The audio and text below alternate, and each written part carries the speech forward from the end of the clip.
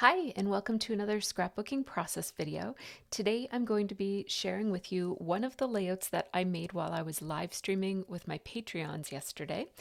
And this is a bit of a bonus process video because I wasn't planning to make a process video about this one, but I really liked how it turned out. It has a shaker element to it that is very kind of different from most of my other pages, so I wanted to just share it with you guys. I'm starting off with this sketch, which is from Creative Scrapper's Just Sketches, the ebook that she has. And this is sketch number 19, and I'm going to be using that as my inspiration for this layout. So the first thing I have to do is decide which of these photos I want to scrapbook with this, because there's a couple of different options here. I have all kinds of photos from my Cuba trip here.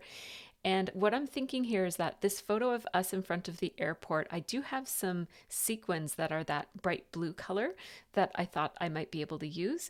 But I also thought that the other photo of Scott kind of taking a selfie of us in the car also might be a fun one to do with a shaker element, because it's going to have a bit of interactivity to it, or interaction to it, I guess.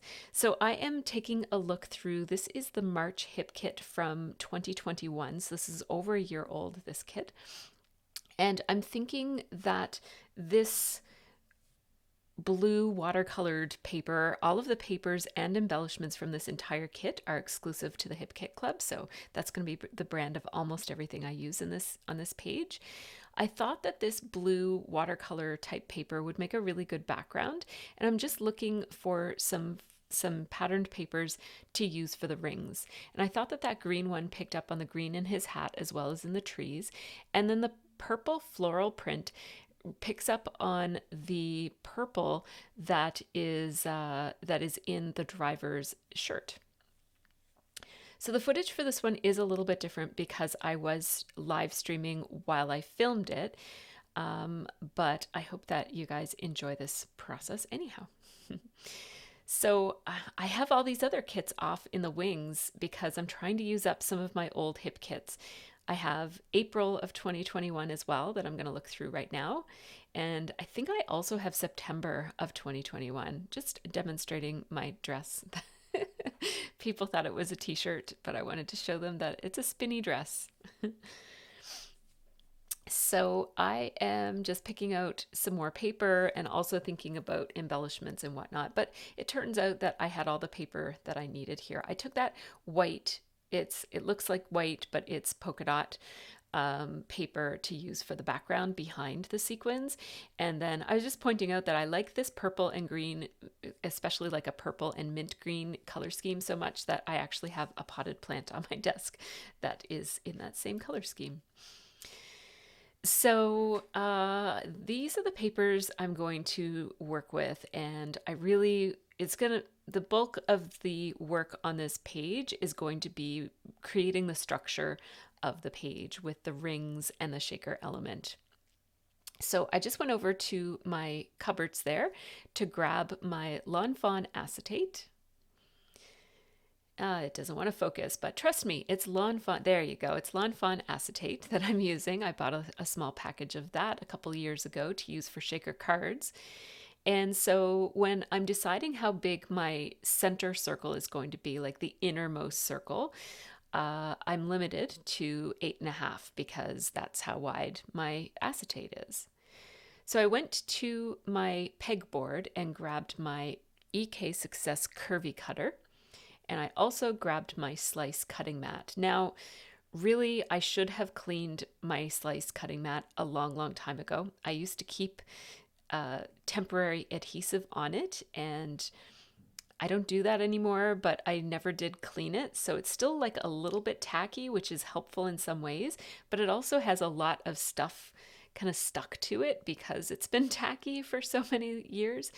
And so I really should have taken the time to clean it, but I was in the groove of creating and I didn't want to stop. So it is what it is, but my curvy cutter doesn't work quite as well because there's a lot of gunk on that cutting mat. So you will see me struggle a little bit. basically I want this circle to be pretty much the size of the inside of this circle template. So I am putting my blade in the outermost channel and just setting also the blade depth here so that I can cut the biggest circle out of this that I possibly can. And then I almost put my whole curvy cutter away without realizing I have to cut 2 more circles. Actually, I have to cut 4 more circles because they're going to be rings. So that's going to be my basic main layer. And then on top of this, I'm going to layer 2 rings like the sketch shows. So those 2 darker gray rings are going to be cut separately instead of being like large circles that the inner circle layers underneath of. So I have to cut these circles at a size that is a little bit bigger. So I'm just showing you the close-up of the curvy cutter and how it works. So I need these rings to be a little bit bigger, but I think I'm going to cut the inside circle of this one actually just slightly smaller so that the outside ring of this one will be bigger, and then it will overlap. And it's okay if some of that circle that I cut for the sequins to show through will be covered. You will see what I mean a little bit later. It might be hard to understand how all these layers are going to come together, but bear with me while I cut them all out, and then I'll show you how they all come together. So this ring is going to have an inside circumference that is smaller than the original circle that I cut for my sequins, and then an outer circumference that is bigger than that original circle. So as you see, it's going to layer just like that. And now this one, I want to be even bigger. So I'm just positioning this so that I can first decide on the inner circle. So the inner one is going to be pretty much the same as the blue circle that I cut the first time. So I will just cut that like so. And this is a little trickier than usual just because, like I said, my mat is not clean. Do clean your mat in between uses if it gets dirty, because it probably took me longer to fuss with my cutter than it would have for me to just go to the kitchen and clean my cutting mat, especially since it's glass. They clean so easily. So I'm just figuring out how this is going to fit so that I can cut the right size circle here. And so between these 2 circular cutting templates, you can cut almost any size of circle. There is a bit of a space where there are some sizes that you can't cut because they're too big for the big one. They're too big for the little one and too small for the big one. But most circles you can get. So what I'm thinking here is that I would like the inner circle of this one to be a little bit smaller. And I'm not going to be able to cut it with my curvy cutter because it's just not going, it's just, like I said, there's this little phase or there's a little margin of circumferences that this cutter will not cut, and that's just happens to be the size that I wanted. So I did use my my X-Acto knife, but it wasn't cutting very well. So and plus I don't like using X-Acto knives. I find them like I'm clumsy, so I'm afraid of cutting myself when I use them. So what I've done is I just cut it out by hand with scissors, and I'm going to be distressing all of these edges anyway, so it's okay that they're not perfectly cut.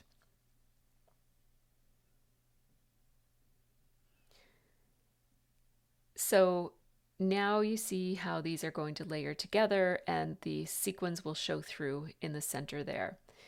I'm just going to take some time using my Tonic Tim Holtz distressing tool. This is a tool that, as you can see, it really neatly and comfortably fits in your hand, and it has, I think, about maybe 5 or 6 different blades on it that you can rub the edge of your paper against to get a really nice distressed edge. It does a really good job of cutting down, like, not cutting down, but like shaving down the edges and making them look torn and ripped and weathered. And I really like how it looks, especially in good quality paper. The better quality the paper, the better it distresses on the edges like this. Mine is getting a little bit dull. Like I've used it so much, I've had it for so many years that all of the blades are getting dull.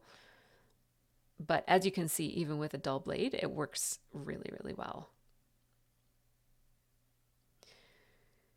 So I have distressed that one on both sides, and I'm distressing this edge that I'm distressing right now isn't even going to show, but for some reason I am distressing it anyways. I don't think I was really thinking. I was more chatting than paying attention to what I was doing right here. So we'll just skip a little bit further ahead in the process here. I'm just finishing up the distressing on the outside of the green ring. And as you can see, I'm not too worried about wrinkling them up because I'm going for a bit of a distressed look here. Lots and lots of dust and lint comes from this process, so I just had to take a few minutes to clean up my workspace. There's literally dust and lint all over everything. My computer, all of my supplies. So it's nice to keep a little brush like that on hand for cleaning up your surface. And now I'm just going to point out that that white polka dot paper in the bag, it's just white with a very, very tiny black polka dot, will fit right behind. So I'll just take a moment here to trim off the designer strip, and all of these papers are exclusive to the Hip Kit Club. And I'm going to follow the sketch, which had these circles a little bit offset, so they weren't perfectly symmetrically concentric. So I'm just offsetting them like this until I get them to be the shape that I like. And it's actually, because my photo is going to cover some of that gap in like some of that circle, it's actually okay if some of that blue paper shows, especially down where the photo is going to go. I'm starting by just gluing these two rings of pattern paper together. And my first thought was that I would glue them together and then I'd run them through my sewing machine. But then I decided I would actually take them apart and sew them separately.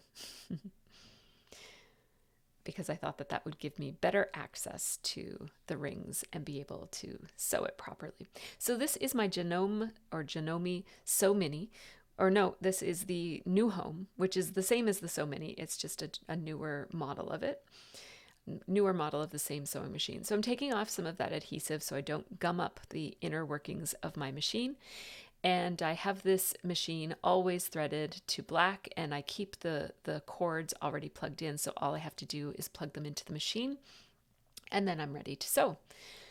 So I am just here sewing with black thread all the way the outside, along the outside edge of this green ring.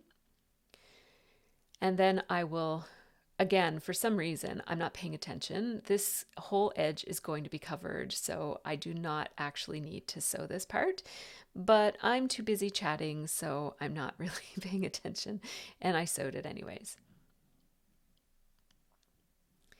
I'm just pointing out there that when you stop to pull out your project, just make sure that that little thing that goes up and down, that I think it might be called, I forget what it's called actually, make sure that that's at the top, and that way your thread will flow easily when you pull it out.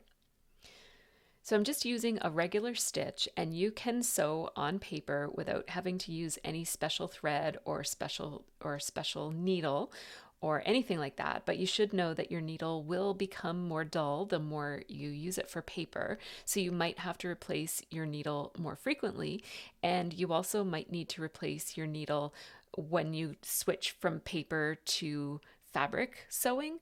And so if you use one machine for both things, you might want to have a dedicated papercraft needle, not because you need one for paper crafting, but more to protect the needle that you use for sewing fabric. I'm just trying to decide here if I want to add a second ring of sewing on both of these rings. And I decided that I do because I wanted to have more of like a doodly casual look. And as Harmony is saying, when in doubt, wonky it out. So we're going to wonky this one up a little bit. And as I sew this, I'm just being careful to kind of like cross over it every now and then. So I'm sewing on one side for a while, and then I cross over and sew on the other side of the stitching lines that are already there, so that it has a bit of a woven, casual, messy kind of a look is what I'm going for. I don't want to sew in exactly the same place. There we go. And now there I go, sewing that edge that I don't need to sew again. I thought I remembered not to, but I didn't. There we go. And now I will sew around the outside edge of that as well. Oh no, it was the outside edge that I didn't have to sew. I did remember. So now I have my rings all outlined with thread, which is the look I was looking for. And that adds, I like adding black thread. It just adds some depth and dimension. And see how I'm allowing some of the blue to show there? That's because the photo will cover it, and that allows my rings to sit a little bit lower on the page. If my photo wasn't going to go there, I could have easily used scissors to trim that out so you wouldn't see it anymore. It wouldn't have to be cut perfectly because the other ring would cover it. Would cover my cut lines, I mean. So I'm just tacking this down the best that I can here. Like gluing it down, I mean. And I'm using my Tombow tape runner here. And so I think that this is going to look like a really nice base for a layout. It's a labor intensive project, but I really love how it turns out. It's one of my all-time favorite layouts. So before I do anything, I'm going to mat this photo. So I'm just checking my scraps to see if I have any black scraps that will be the right size, but I didn't, so I just went over to my cupboard and grabbed a white piece of cardstock. That's very inexpensive white cardstock. I don't usually use my fancier white cardstock for matting purposes. So this is just a piece of Colorbach, which is the brand that I use for matting and just household projects and stuff. And now I'm double matting it so that the second mat is black, just a very thin black mat. And I find that adding a thin black mat to a photo kind of bumps up its presence. I'm just cutting these down so that they fit in my scrap drawer. It bumps up its presence on a page a little bit and helps it to just be the focus of the page.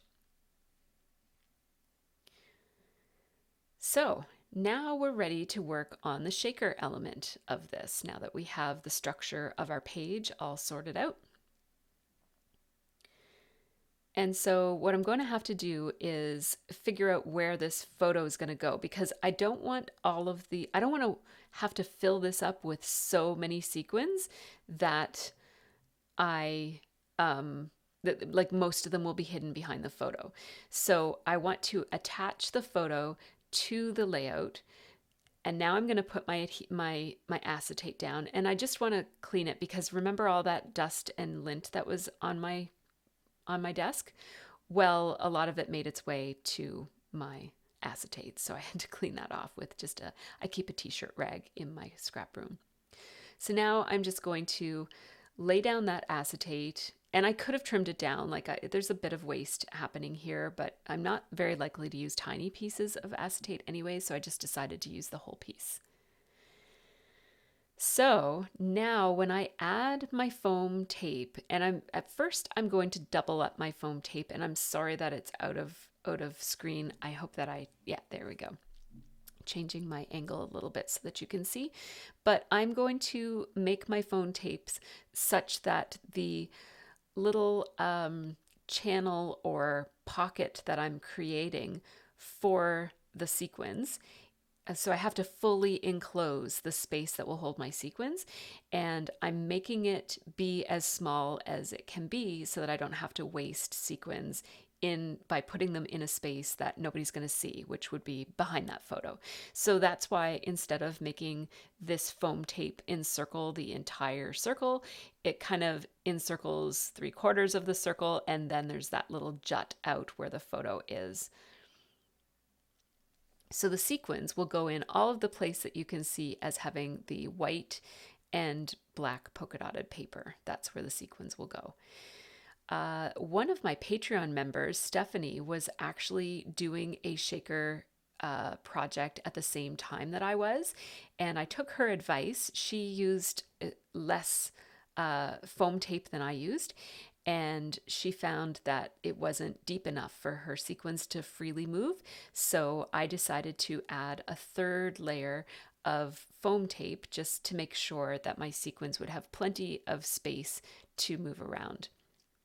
Now, I did go back and I added the backing back to my foam tape because I wanted to use my powder tool here to make sure that all of the edges of my foam tape were not sticky. So this would be the edging that the sequins will be having contact with, and I don't want the sequins to stick to the edges of the tape. You know how sometimes the edges are just a little bit sticky?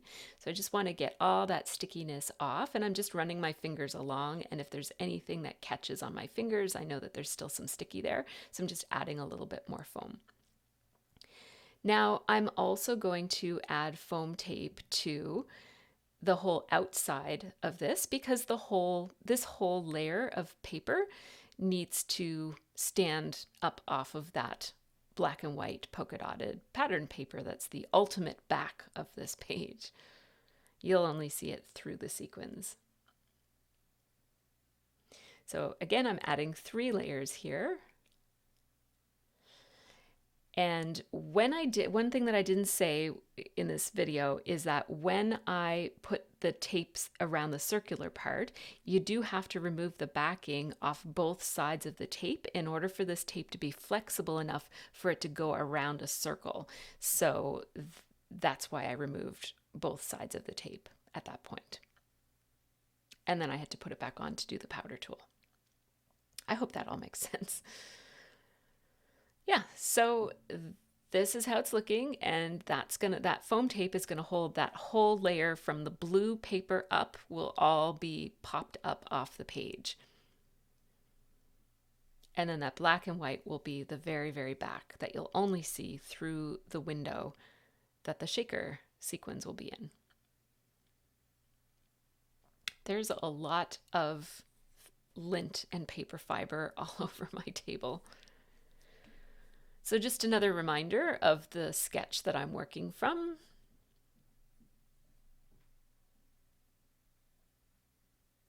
And now comes the fun part.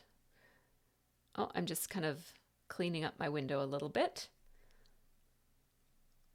I went over to my stash. I didn't change my camera this time, but I went to get my sequins because I keep my sequins in this Doris bead storage unit.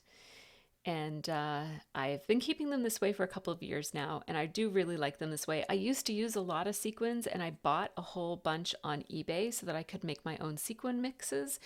And I do have some store-bought sequin mixes here as well. So yeah, I'm just showing that when I stand up this layout to put it in an album, all of my albums stand up on their edges, like my albums usually do. And so all of the sequins are going to fall down. And so I want to glue some sequins to that black and white background paper so that even when this layout is standing up, there will still be some sequins left looking like they're kind of floating on the background.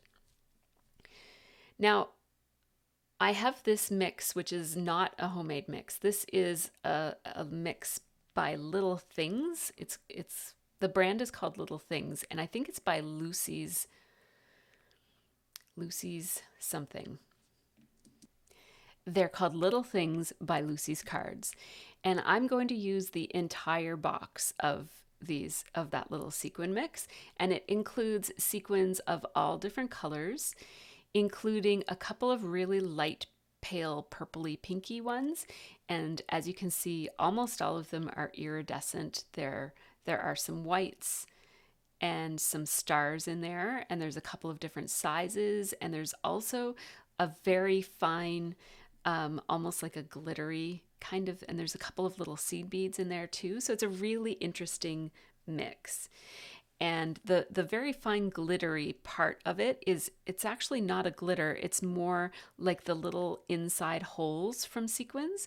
There's a whole bunch of those in there, and they are really pretty too. They're too small to glue down, but they kind of float around in the mix and they look really beautiful. So as you can see, I'm just gluing these in the places. I just kind of sprinkled it and then looked to see if they would show through the window. And then I'm just kind of looking to see which places have some gaps and adding a few.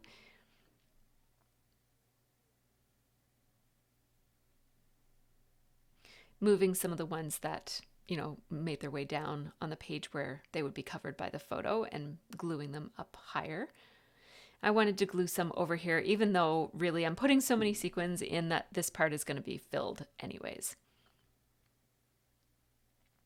The glue that I'm using is Craft Tacky glue from Simon Says Stamp. It came in a card kit from this winter, and I've been using it ever since I got it. I do really like it. It has a very fine tip.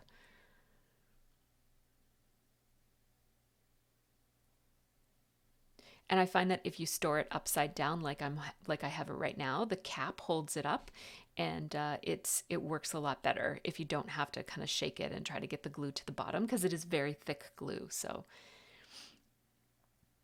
So now here comes kind of like that moment when, oh, and it's not quite yet, but I'm just going to put a couple of more sequins. And now at some point you just got to dump some sequins into the place where the window is going to be. So there you go. And I'm thinking that's probably not enough sequins. And so I have some of my own sequins here. I added a couple of little blues, and these are all collections of sequins that I bought on eBay. And just kind of, you know, I just bought ones that I thought I would use the most. I'm using a lot of clear ones here only because I really like the look of the Lucy's things, like the little things by Lucy's Cards, and I don't want to offset that kind of look. But then I noticed that I didn't think I had any purple, and then I noticed that this fuchsia-y purpley one is actually, it does look a little purple. So, and I also was looking for some green because my overall color scheme here is purple and green. So I want some purple and green to kind of pop out in this sequin mix. Also grabbing some opaque ones because almost all of these are that iridescent clear, and I wanted some of them to be opaque as well. So that's looking pretty good, but I think I'm going to add even more because I just want it to be really, really full. And I mean, really, what else am I going to use sequins for? I mean, you know, I have a lot of sequins, so I can be generous here. It's hard because they're pretty and you want to hang on to them, but you know, for that perfect project. But this is the perfect project. I can't think of a better reason to use sequins than to make a giant shaker card on your layout. So here comes that moment of truth, and I'm going to use the same little strategy that I used recently when using foam tape. This is something that I learned from Kathy Zilski from her card making videos. She has been putting glue all along her foam tape, liquid glue, and what that does is it just gives you a little bit of open time before your foam tape kind of adheres to the page, so that if it's not perfect you can smoosh it around a little bit because the glue just gives you a little bit of wiggle room or wiggle time, I guess. So there we go. Here's the moment of truth. Let me slow this down so you can really see it.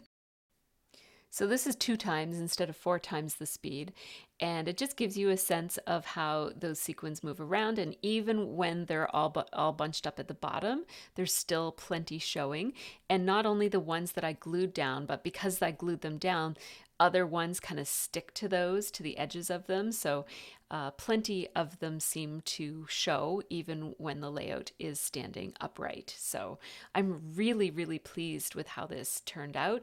And when it's sideways like it is now, like when it's laying flat, I think it looks absolutely gorgeous because almost every little bit of that background paper is covered by sequins. So here's the bead storage unit. It's by Doris, and you can get it on Amazon. It's a little pricey, but if you are looking for a really convenient, good way to store your sequins so you can see them and access them easily, it's a really, really good, it's an investment, but it's worth it if that's important to you.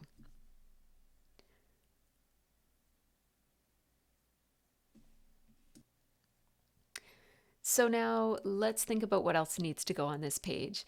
Typically, and I'm going to hang on to these and make another layout with those circles that are left over, but typically when I do a layout that is this intricate, I will use pretty minimal embellishments on it.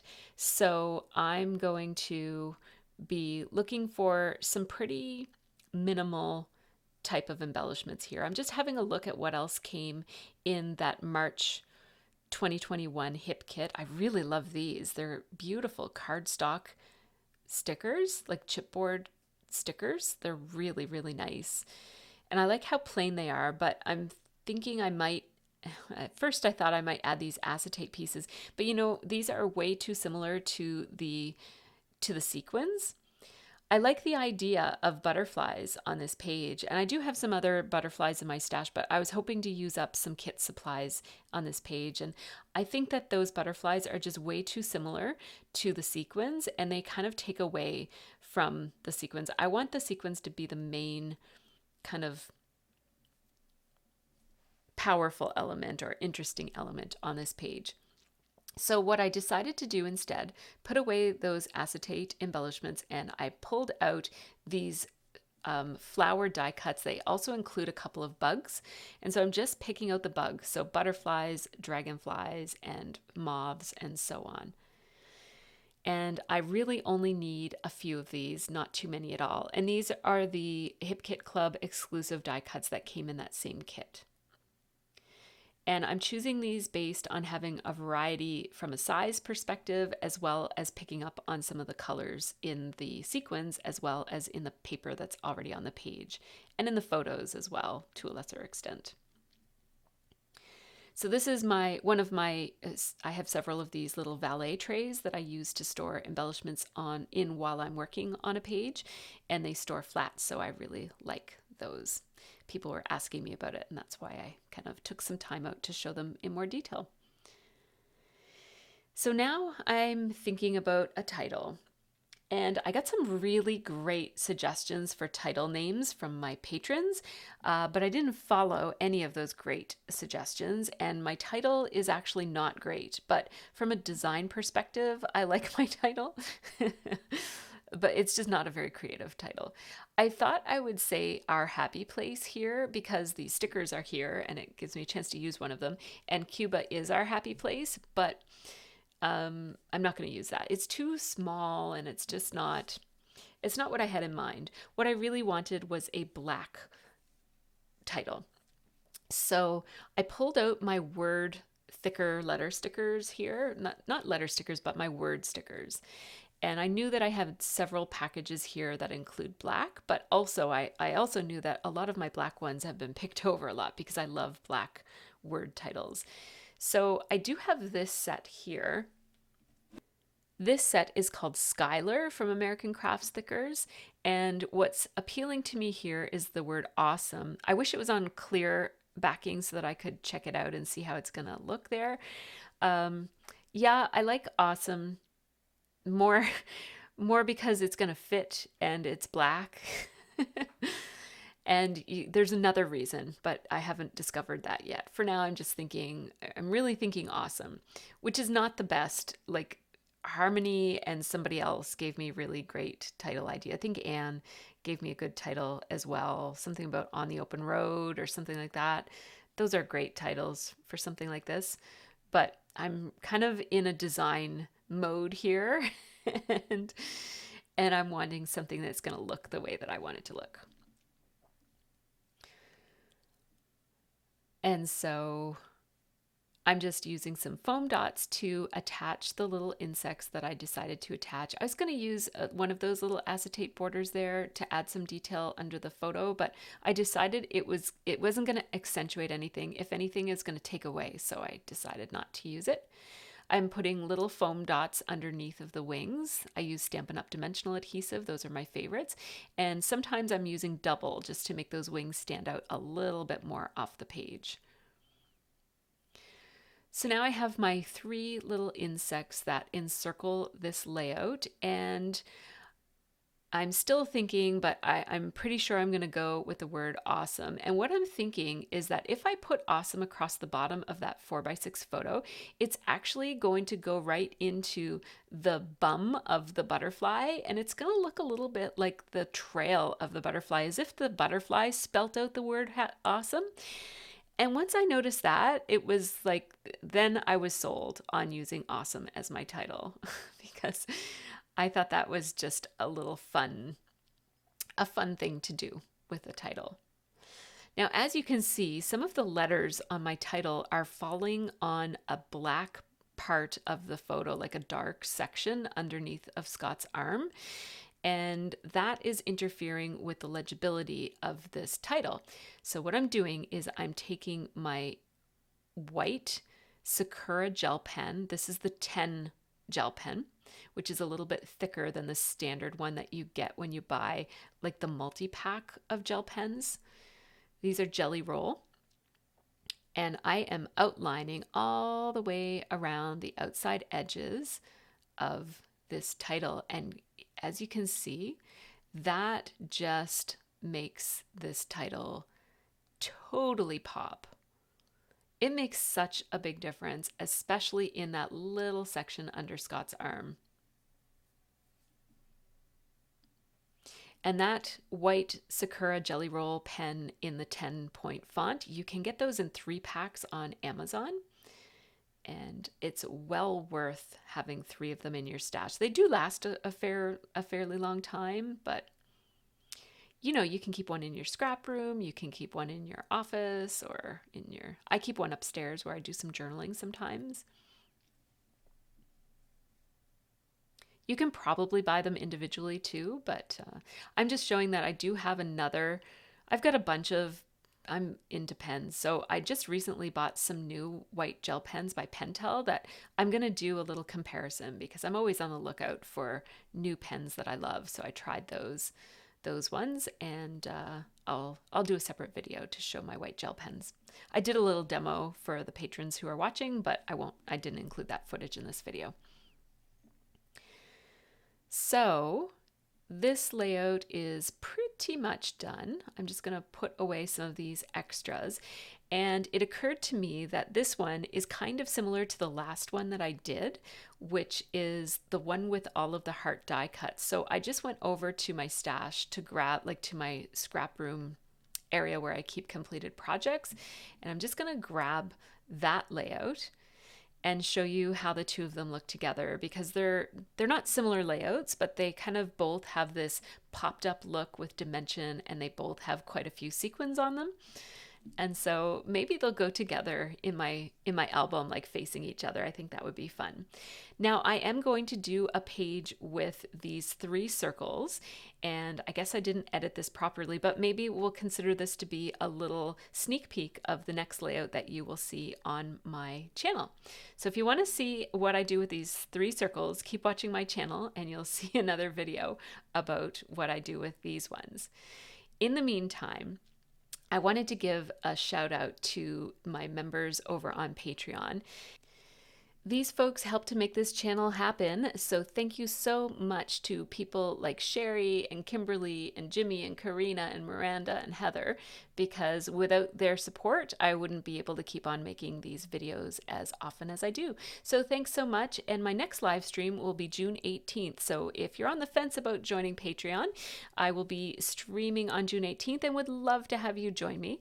In the meantime, check out these other videos, including the next one coming up should be that 3-circle layout that I also did that day when I was streaming for 7 hours. Take care and have a really great scrappy week.